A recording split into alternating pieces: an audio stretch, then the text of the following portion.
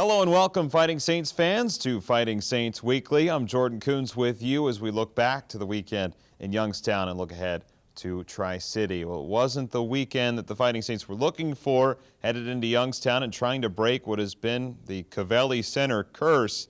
Not the case this time out. Just for the third time this season, the Saints dropped consecutive games. Pretty remarkable to only have that over the course of now 33 games. So pretty interesting to see that it took this long to get three stretches of consecutive losses. At second right now in the conference, not bad at all, just the slightest bit behind the Cedar Rapids Rough Riders. Nothing really to worry about, just perhaps a blip on the radar. We'll look back on what was the two losses in Youngstown with the highlights right here. Battle for it there, lifted to the top. Moore gave it across. McInnes, a wrister, on goal. Miska to save. They score on the rebound. Aggressive penalty kill being showcased here by Youngstown. Shot on goal, deflected, score. Well, finally they get it done. It's a power play goal. I think if Ford took that, Nearham was in the vicinity.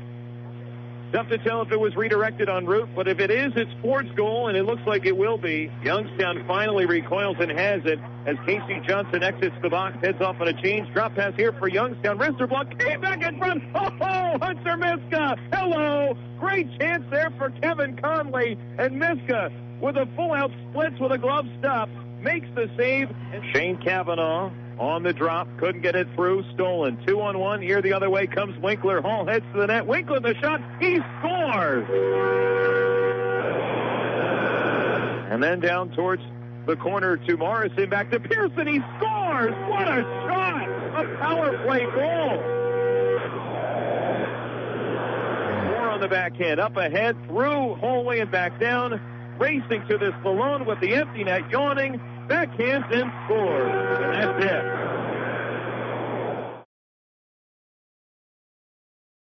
Joey Keane arrives first to the puck, slips it up the middle, but turned it over to Moore, who fires on goal, stop, rebound, they score! A broken play and a turnover leads to Connor Moore, his second goal of the season. Youngstown is off and running, 9:18 left in the first period. Phantoms knock it back in. On the tap pass from Spenser Young to Macatello up ahead, turned it over, but the Saints get it right back. Macatello, 1-against-1, shoots, he scores! On a one-on-one rush up the right wing side, Petter Macatello remains red hot, and it's all tied up. Petter Macatello, his 8th goal of the season. Moore takes the puck for Youngstown. Through the center zone, up on the left wing side, goes to Morrison, fires and scores right back, top shelf. Well, that didn't take long at all. Just one outlet dish. The other way, you give that man some space, and Cameron Morrison will make you pay. On to Young. Pass through the middle. Taken down by Morrison. On to Pearson. Centering pass denied by Boeing, who turned it over right out in front, and the Phantoms capitalized.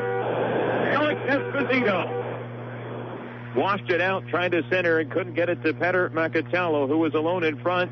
Turnover from Johnson in the high slot to Alex Esposito in front. Pearson back to Esposito. He scores! Youngstown pouncing on a turnover, and they'll make it pay every time. Girads runs into Pearson. Lost the puck. Esposito, a nifty pass to the top. Moore puts it in front. They score again! Here behind his own net onto the stick of Cavanaugh. And lost it up ahead to Nathan Susi. Skate the stick, driving wide. Has a chance through. He shoots. Lependron does he doesn't know where it is. And on the rebound, they score. Spenser Young knocks it home for his second goal of the season. There's the first one. It comes a minute and 27 seconds into the third period.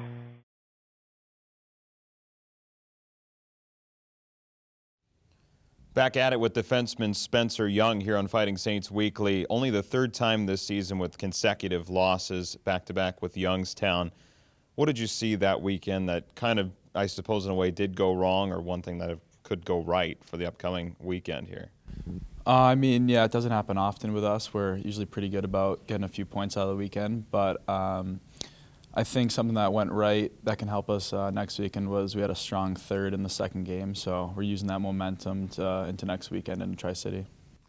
With you had your family in town, of course, in Ohio, and you got a goal. Got the one in the third period to get it rolling at least, and you said that strong third period was part of it. Can you take us through that goal and what it felt like to have the family in town for it?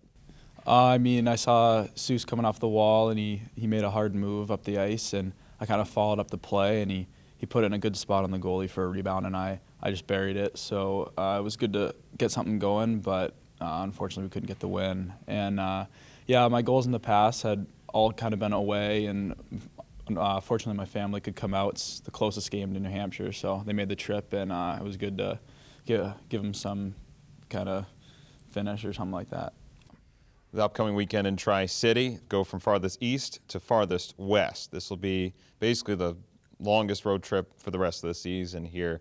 What needs to change here this upcoming weekend to have a better result? I think we just got to put together a full 60. Obviously, we had a good third, and we've kind of just been piecing together periods here and there, but definitely all 20, 22, 23 guys putting together a full 60 to get a few points. Thanks, Spencer. Yep. Well, to go from farthest east to farthest west, Tri-City, Kearney, Nebraska. The Storm have not lost in regulation time since Thanksgiving. However, they have lost in overtime 9 times. The Western Conference parity-ridden. There's not much space between first and last.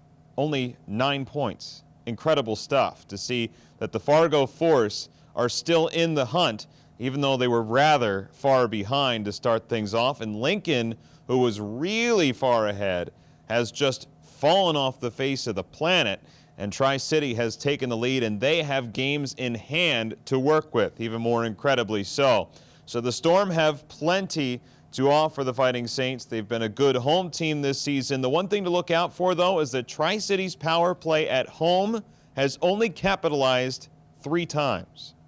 Give that a little thought before you think about that even some more. But some familiar faces. Paul Washy, who was here for training camp, will be in the lineup for Tri-City this weekend. A couple of other names to look out for: Carson Meyer and Nico Sturm, who are on that very impressive top line. Wade Allison's also another guy to look out for. He was in the top prospects game in Omaha last week. So a lot to look forward to in the game in Nebraska. A chance to get back on the right side of the ledger before having a February full of home games. Not before the January 29th game, of course, here, but February is ahead and a lot of home dates are ahead. So come on out and check it out. Of course, we have the watch party coming up for season ticket holders on Friday night for the game against Tri-City. So come on out if you're a season ticket holder. Talk to your season ticket representative, and they will happily RSVP you to the event on Friday. So long here for Fighting Saints Weekly. Jordan Kuhn signing off. We'll talk to you on the air at Super Hits 106 and on Fast Hockey. And we will see you from Tri-City. So long, everybody. Jordan Kuhn signing off.